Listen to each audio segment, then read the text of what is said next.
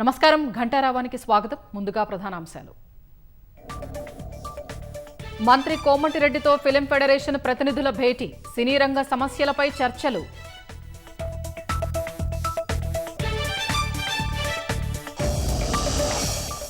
పలు కీలక అంశాలపై సీఎంతో పీసీసీ చీఫ్ మహేష్ గౌడ్ చర్చ, బీసీ రిజర్వేషన్లపై ఎలా ముందుకెళ్లాలని సమాలోచనలు.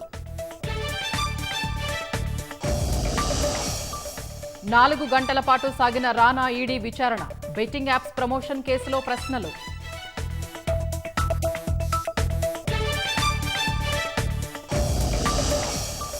విపక్షాల నిరసనల మధ్య 3 కీలక బిల్లులకు లోక్సభ ఆమోదం, నూతన ఐటీ, క్రీడా, జాతీయ డోపింగ్ బిల్లులకు పచ్చజెండా.